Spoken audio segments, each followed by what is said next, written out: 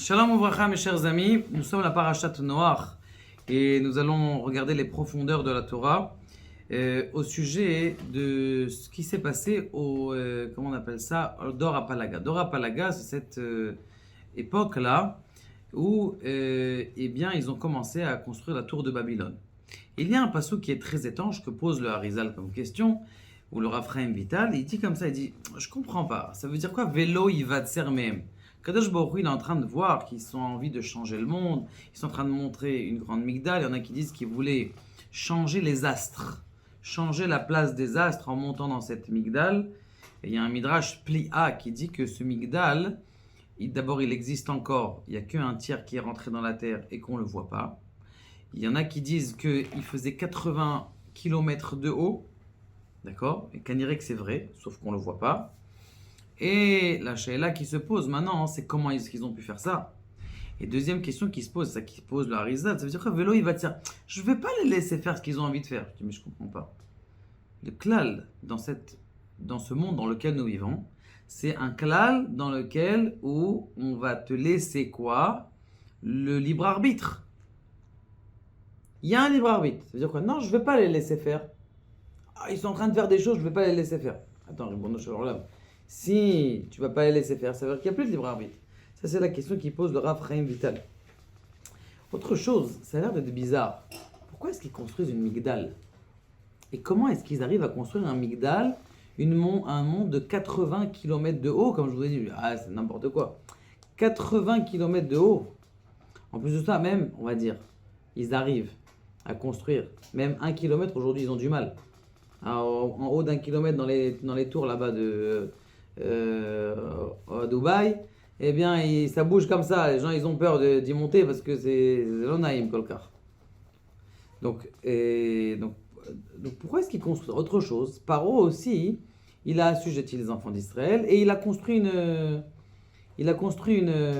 montagne. La même chose, bizarrement, Nebuchadnezzar, il rêve un rêve à l'époque de Daniel. Et quand il rêve ce rêve à l'époque de Daniel, il dit, tiens, il faut que je construise une statue de moi, avec la tête en or, le buste en bronze, le ventre en argent.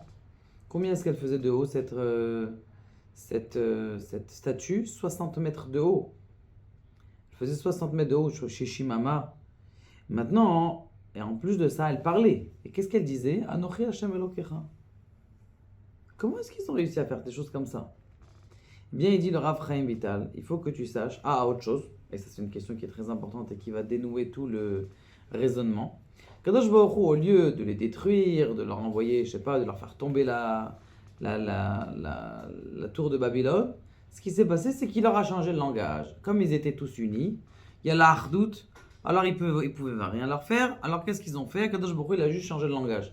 Les Chinois, ils sont partis en Chine, les Japonais au Japon, les Français en France, les Romains à Rome, et tout le monde s'est séparé parce qu'ils ont vu qu'ils ne se comprenaient pas. Donc les gens qui se comprenaient, ils ont pris une partie de la terre et ils sont partis faire leur vie.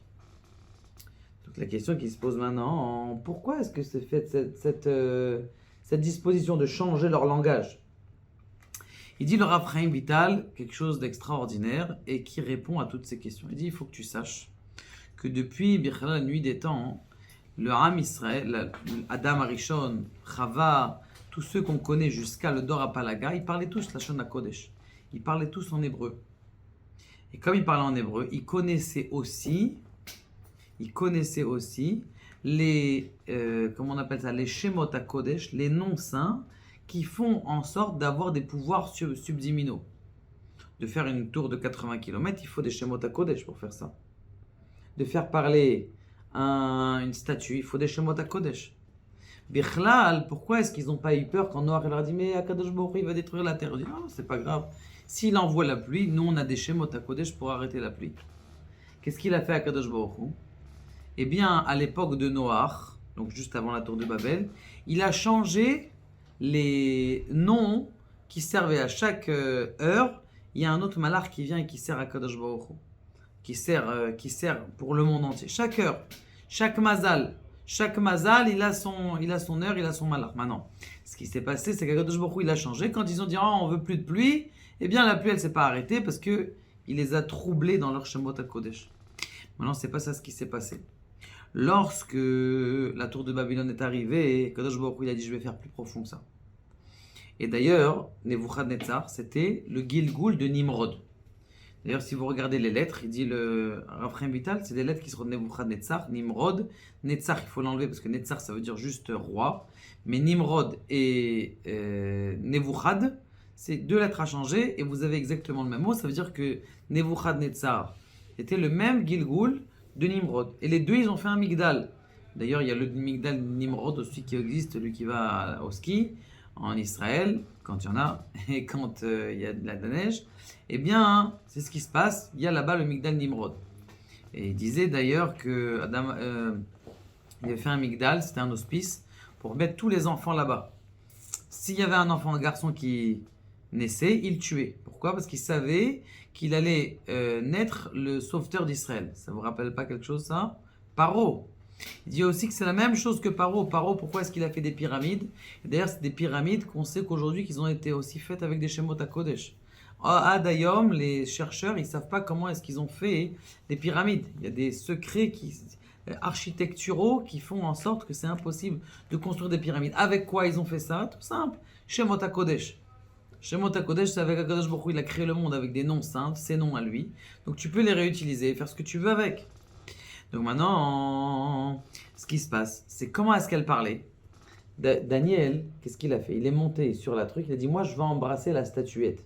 Je veux l'embrasser sur la bouche. Je me dis, d'accord, très bien, prends une échelle, va l'embrasser. Il est monté, et qu'est-ce qu'il a fait en vérité, Nebuchadnezzar, pour faire parler sa statuette, sa grande statue?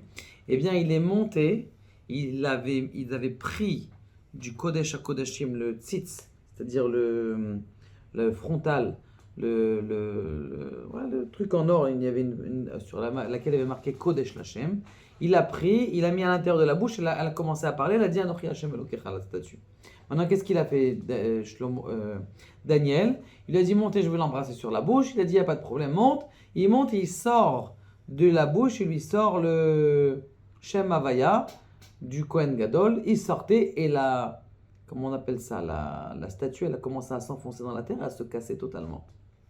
Un tiers de cette statue, elle est rentrée dans la terre et le reste, il s'est cassé. Et c'est comme ça qu'il a enlevé ça. Et c'est Bidyouk ce qu'il a fait exactement à Kadosh Baruch Hu. Il dit, vous connaissez le Shemot HaKodesh? Je vais vous enlever le Lashon HaKodesh. Nigmar Asipour. Je vous enlève complètement le Lashon HaKodesh. Quand je vous enlève le Lashon HaKodesh, vous ne pouvez plus rien faire avec. Vous ne savez plus quoi faire. Et du coup, il n'y avait plus personne qui s'appelait le Lashon HaKodesh. Jusqu'à qu'Avraham Avinu y vienne. Et c'est pour ça qu'on dit que c'est lui qui avait le Sefer Yetzira. En vérité, le Sefer Yetzira était bien plus tôt que ça. Aval, c'est lui qui a commencé à dévoiler ça. À Avraham Ivri, qui a eu l'Ivrit, le Lashon HaKodesh qui est venu. Et donc là maintenant, c'est ça le Inyan qu'on a dit. Mais attends, Kadosh Baruch Hu, il n'aura pas laissé le libre arbitre. Il a dit, ton libre arbitre, il est trop large. Tu peux trop faire des choses avec le Lashon HaKodesh. Tu peux faire trop de choses extraordinaires. C'est la raison pour laquelle je vais te laisser ton libre arbitre. Mais je vais te le diminuer. Parce que là, tu es en train de me changer le sidré. Tu es en train de changer le céder du monde.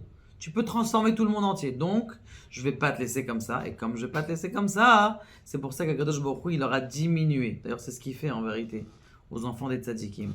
Quand quelqu'un il sort du chemin de la Torah, Akadosh Baruch Hu dit celui-là, je veux le garder. Donc, et quand c'est un enfant qui est proche de la Torah, alors il le remet sur le droit chemin. Comment il le remet sur le droit chemin? Ça veut dire qu'il lui enlève un petit peu de son libre arbitre, il lui laisse de son libre arbitre, mais il le garde dans un derer qui va avoir un libre arbitre, mais il ne va pas perdre sa neshama. Là aussi, il ne voulait pas faire perdre le monde, et c'est pour ça qu'Akadosh Baruch Hu, il leur a changé leur langage. Baruch Adonai, le'olam amen ve'amen.